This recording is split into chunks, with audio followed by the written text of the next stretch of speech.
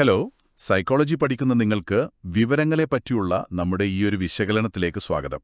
ഇന്ന് നമ്മൾ നിങ്ങളുടെ ഐഗ്നോ MA സൈക്കോളജി കോഴ്സിലെ ബ്ലോക്ക് 1 യൂണിറ്റ് 4, അതായത് മോഡൽസ് ഓഫ് ഇൻഫർമേഷൻ പ്രോസസ്സിംഗ് ഉണ്ടല്ലോ, അതിലെ ഒരു പ്രത്യേക വിഷയമാണ് നോക്കുന്നത്: സെൽഫ് റെഫറൻസ് ഇഫക്റ്റ്.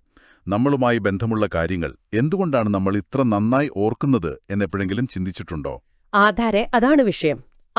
തീർച്ചയായും ആ യൂണിറ്റിൽ പറയുന്ന ഒരു പ്രധാന കാര്യമാണത്. നമ്മൾ വിവരങ്ങൾ എങ്ങനെയാണ് പ്രോസസ്സ് ചെയ്യുന്നത് എന്നതിനനുസരിച്ച് ഓർമ്മയിൽ വലിയ വ്യത്യാസം വരും. അപ്പോൾ നമ്മളുമായിട്ട് പേഴ്സണലായിട്ട് കണക്ട് ചെയ്യുമ്പോൾ എന്തുകൊണ്ട് കാര്യങ്ങൾ കൂടുതൽ ഓർമ്മയിൽ തങ്ങി നിൽക്കുന്നു, അതാണ് നമ്മളിന്ന് ചർച്ച ചെയ്യുന്നത്. ഓക്കെ, അപ്പോൾ ഓർമ്മയെക്കുറിച്ച് പറയുമ്പോൾ ആദ്യം മനസ്സിൽ വരുന്നത് ക്രെയ്ക്കും ലോക്ക്ഹാർട്ടും പറഞ്ഞ ലെവൽസ് ഓഫ് പ്രോസസ്സിംഗ് തിയറിയാണല്ലോ. അതെ അതെ. ഒരു ഇൻഫർമേഷൻ എത്രത്തോളം ആഴത്തിൽ നമ്മൾ പ്രോസസ്സ് ചെയ്യുന്നോ അത്രത്തോളം നന്നായി ഓർമ്മിക്കും എന്ന്, പ്രത്യേകിച്ച് അതിന്റെ അർത്ഥം മനസ്സിലാക്കുമ്പോൾ, അതായത് സെമാൻറ്റിക് പ്രോസസ്സിംഗ് നടക്കുമ്പോൾ. ശരിയാണ്. ക്രേക്കും ടൽവിങ്ങും അത് പരീക്ഷണങ്ങളിലൂടെ തെളിയിച്ചതുമാണ്. എന്നാൽ ഈ സെൽഫ് റെഫറൻസ് ഇഫക്റ്റ് എന്ന് പറയുന്നത് ഈ ഡീപ് പ്രോസസ്സിംഗിന്റെ തന്നെ ഒരു പ്രത്യേക തലം ആണെന്ന് പറയാം, അല്ലെങ്കിൽ അതിന്റെ ഒരു തുടർച്ച. ഒരു പ്രത്യേക തലം. അതെ. അതായത് ഒരു വിവരത്തിന്റെ അർത്ഥം മനസ്സിലാക്കുന്നതിനോടൊപ്പം തന്നെ അത് എനിക്ക് എങ്ങനെയാണ് പ്രസക്തമായിട്ടുള്ളത് എന്നുകൂടി ചിന്തിക്കുമ്പോഴാണ് ഈ ഇഫക്റ്റ് വരുന്നത്. ഓക്കേ, അപ്പോ വെറുതെ അർത്ഥം മനസ്സിലാക്കുന്നതിനേക്കാളും പവർഫുൾ ആണോ ഈ സെൽഫ് റെഫറൻസ്? അതെന്താ അങ്ങനെ? അതെ, കൂടുതൽ ശക്തമാണ്. കാരണം എന്താണെന്ന് വെച്ചാൽ, നമ്മൾ വിവരങ്ങളെ നമ്മളുമായി ബന്ധപ്പെടുത്തുമ്പോൾ നമ്മുടെ സെൽഫ് സ്കീമ എന്ന് പറയുന്ന ഒരു മാനസിക ഘടനയുണ്ട്, അത് ആക്ടിവേറ്റ് ആവും. Self schema. അത് വളരെ വിപുലമാണ്. ഞാൻ, എന്റേത്, എനിക്ക് എന്നൊക്കെയുള്ള നമ്മുടെ ചിന്തകൾ, വിശ്വാസങ്ങൾ, അനുഭവങ്ങൾ, ഇതെല്ലാം കൂടിച്ചേർന്നൊരു വലിയ നെറ്റ്വർക്കാണിത്. ഓ, അപ്പോൾ ഈ സ്കീമ വളരെ വലുതും ഓർഗനൈസ്ഡ് ആയതുകൊണ്ട് പുതിയ കാര്യങ്ങളെ അതിലേക്ക് പെട്ടെന്ന് ലിങ്ക് ചെയ്യാൻ പറ്റുന്നു. അതാണോ ഓർമ്മ കൂടാൻ കാരണം? കൃത്യമായി പറഞ്ഞാൽ അതെ. നമ്മളെക്കുറിച്ച് നമുക്ക് ഒരുപാട് കാര്യങ്ങൾ അറിയാമല്ലേ? അതെല്ലാം തമ്മിൽ നല്ല ബന്ധമുണ്ട്. അപ്പോൾ പുതിയൊരു വിവരം വരുമ്പോൾ അതിനെ ഈ നിലവിലുള്ള വലിയ നെറ്റ്വർക്കിലേക്ക് നമ്മൾ കണക്ട് ചെയ്യുന്നു. അങ്ങനെ അതിന് ഒരുപാട് കണക്ഷൻസ് കിട്ടുന്നു. അത് പിന്നീട് ഓർത്തെടുക്കാൻ എളുപ്പമാക്കുന്നു. ഇപ്പോൾ ഉദാഹരണത്തിന് നമ്മൾ ആ പാഠത്തിൽ പറയുന്ന പോലെ ചില വ്യക്തിത്വ സവിശേഷതകൾ പഠിക്കുകയാണ്: ദയാലു, പിശുക്കൻ, അങ്ങനെയൊക്കെ.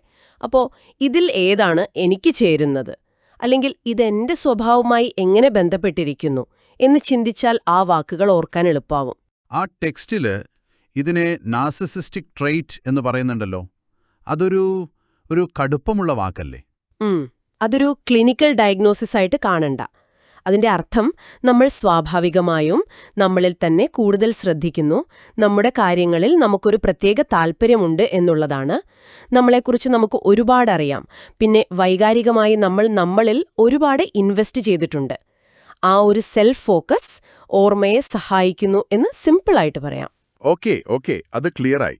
അപ്പോൾ ഒരു ചോദ്യം വരുന്നത്, ഈ നമ്മളുമായി ബന്ധപ്പെടുത്തിയ ഓർമ്മകൾക്ക് തലച്ചോറിൽ എന്തെങ്കിലും പ്രത്യേക സ്ഥാനമുണ്ടോ? അത് ഇപ്പോഴും ഒരു തർക്ക വിഷയമാണ്. അങ്ങനെ ഒരു പ്രത്യേക സെൽഫ് ഏരിയ ഉണ്ടെന്ന് ഉറപ്പിച്ചു പറയാൻ നിലവില് തെളിവുകൾ പോരാ. ഓർമ്മ എന്ന് പറയുന്നത് തന്നെ തലച്ചോറിലെ ഒരു ഡിസ്ട്രിബ്യൂട്ടഡ് പ്രോസസ്സാണ്. പല ഭാഗങ്ങൾ ചേർന്നാണ് പ്രവർത്തിക്കുന്നത്. അപ്പോൾ നമ്മളുമായി ബന്ധപ്പെട്ട വിവരങ്ങൾ പ്രോസസ്സ് ചെയ്യാനും ഒരുപക്ഷെ തലച്ചോറിന്റെ ഒരു വലിയ നെറ്റ്വർക്ക് തന്നെ ഉപയോഗിക്കുന്നുണ്ടാകാം, അല്ലാതെ ഒരു പ്രത്യേക സ്ഥലത്ത് സ്റ്റോർ ചെയ്യുന്നു എന്നതിനേക്കാൾ ഉപരി. ശരി. അപ്പോൾ സൈക്കോളജി പഠിക്കുന്ന നിങ്ങൾക്ക് ഇതൊരു പ്രാക്ടിക്കൽ ടിപ്പ് കൂടിയാണ്. പഠിക്കുന്ന തിയറികൾ, കോൺസെപ്റ്റുകളൊക്കെ നിങ്ങളുടെ സ്വന്തം ജീവിതവുമായിട്ട്, അനുഭവങ്ങളുമായിട്ടൊന്ന് കണക്ട് ചെയ്യാൻ നോക്കുക. അപ്പം അത് ഓർത്തെടുക്കാൻ കുറച്ചുകൂടി എളുപ്പമായിരിക്കും. നിങ്ങൾ എന്നെ ശ്രദ്ധിച്ചിട്ടുണ്ടാവുമല്ലോ, പേഴ്സണൽ എക്സാമ്പിൾസ് വെച്ച് പഠിക്കുമ്പോൾ കാര്യങ്ങൾ പെട്ടെന്ന് ഓർമ്മ വരുന്നത്. തീർച്ചയായും അതെ. അപ്പോൾ ഇന്നത്തെ നമ്മുടെ ഈയൊരു സംസാരത്തിന്റെ പ്രധാന പോയിന്റ് അതാണ്: വിവരങ്ങളെ നമ്മളുമായിട്ട് പേഴ്സണലായിട്ട് റിലേറ്റ് ചെയ്യുന്നത്, അതായത് സെൽഫ് റെഫറൻസ് ഇഫക്റ്റ്, ഓർമ്മശക്തി കൂട്ടാനുള്ള നല്ലൊരു വഴിയാണ്. നമ്മുടെ ആ വിപുലമായ സെൽഫ് സ്കീമ ആക്ടിവേറ്റ് ആവുന്നതുകൊണ്ടാണ് പ്രധാനമായും ഇത് സംഭവിക്കുന്നത്. ശരിയാണ്. അപ്പോൾ നമുക്ക് ഇത് നിർത്തുമ്പോൾ ഒരു ചിന്ത പങ്കുവച്ചാലോ? ഈ വ്യക്തിഗത കാര്യങ്ങൾക്ക് പ്രാധാന്യം കൊടുക്കുന്ന കൾച്ചറുകളുണ്ടല്ലോ, ഇൻഡിവിജ്വലിസ്റ്റിക് എന്ന് പറയും. അതുപോലെ കൂട്ടായ്മയ്ക്ക് പ്രാധാന്യം കൊടുക്കുന്ന കളക്ടിവിസ്റ്റിക് കൾച്ചറുകൾ. ഈ രണ്ട് തരം സംസ്കാരങ്ങളിലും ഈ സെൽഫ് റെഫറൻസ് ഇഫക്റ്റിന് എന്തെങ്കിലും വ്യത്യാസം കാണുമോ? അതിന്റെ ശക്തിയിലോ അതിന്റെ രീതിയിലോ? അതൊരു നല്ല ചോദ്യമാണ്. ഉദാഹരണത്തിന്, എന്റേത് എന്നതിനേക്കാൾ ഞങ്ങളുടേത് എന്ന് ചിന്തിക്കുന്ന ഒരു സമൂഹത്തിൽ സെൽഫ് എന്ന ആശയം തന്നെ വ്യത്യസ്തമായിരിക്കുമല്ലോ. അപ്പോ അവിടെ ഈ ഇഫക്റ്റ് എങ്ങനെയായിരിക്കും? ഇത് നിങ്ങൾക്ക് കൂടുതൽ ആലോചിക്കാവുന്നൊരു കാര്യമാണ്.